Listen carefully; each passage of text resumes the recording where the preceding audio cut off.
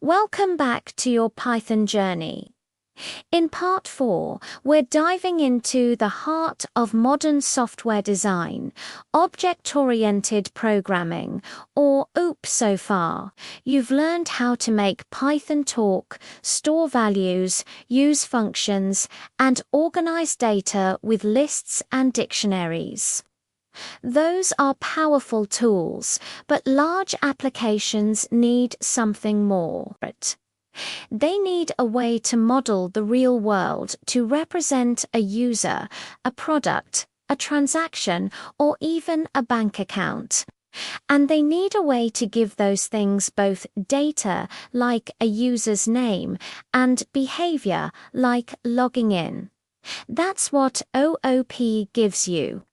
It's how companies like Instagram and Amazon structure their massive systems. Behind every user profile and every product page, you'll find classes and objects, ready to build like the pros. Let's start with our very first class.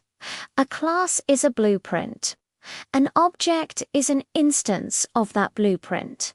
Let's define a class called dog. Inside, we'll just write pass. It's an empty blueprint for now. Now, let's create an object.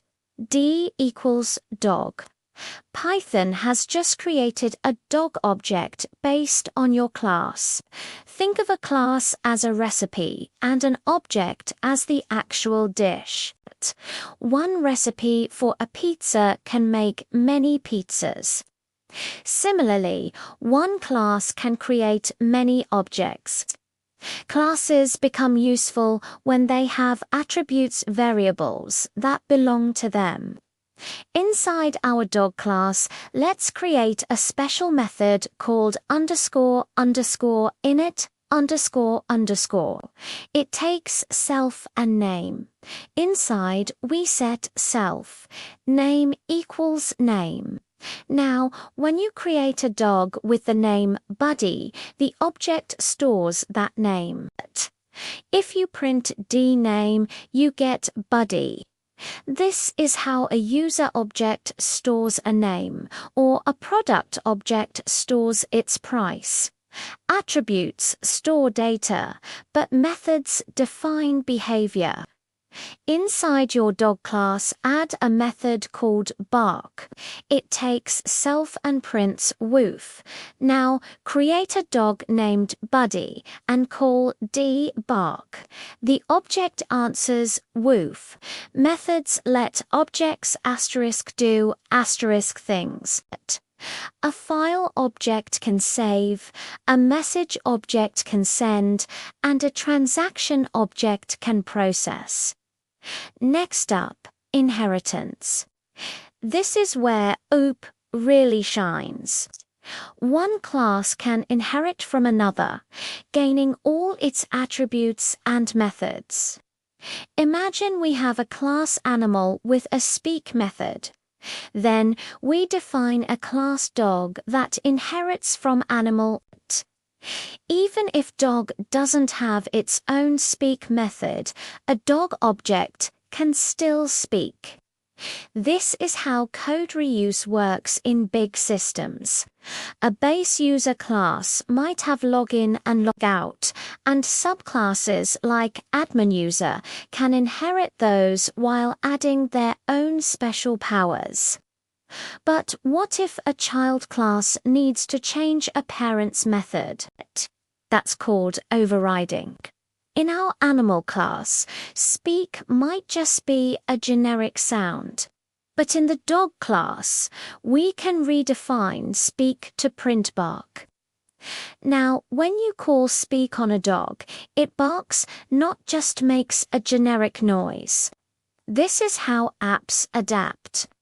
A payment class might define process, but credit card payment and PayPal payment subclasses will override it with their own specific rules. Polymorphism means the same method can work differently depending on the object. Let's say we have dog and cat classes, and each has a speak method. One barks, the other meows. If you have a list of animals, some dogs, some cats, and you loop through them calling speak on each one, Python automatically calls the correct version. This flexibility is everywhere. A draw method might draw a circle, a square, or a triangle, all depending on the object you give it. Now let's talk about safety with encapsulation. This means hiding an object's internal details and only exposing what's necessary. In a bank account class, you wouldn't want the balance to be changed from anywhere. By making the balance private, you can't access it directly.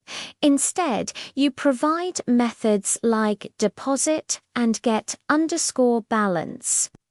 This is critical for any system where data integrity is a must. Let's quickly cover a few more powerful concepts. Class variables are shared by all objects of a class, like the species canine for all dogs. Instance variables are unique to each object, like a dog's name. Static methods are helper functions on a class that don't need an object, like a math add function. Magic methods or dunder methods let you customize built-in Python behavior. For example, you can define what happens when you print your object or even add two objects together. So let's put it all together. Imagine modeling a library. You'd create a book class with a title and author. Then a library class that holds a list of book objects. The library would have methods like add underscore book and show underscore books. This is the skeleton of inventory managers and digital catalogs everywhere, modeling the real world. And that's a wrap for part 4. You've learned how Python models the world with objects. Classes are blueprints, attributes hold data, and methods define actions. Inheritance, polymorphism, and encapsulation make code scalable, reusable, and safe. Every modern app you use is built on these ideas. In part 5, we'll explore files, errors, and modules, connecting your Python code to the outside world. Thanks for watching, and if you're finding this useful, don't forget to like, subscribe, and hit that bell to stay updated. See you in the next one.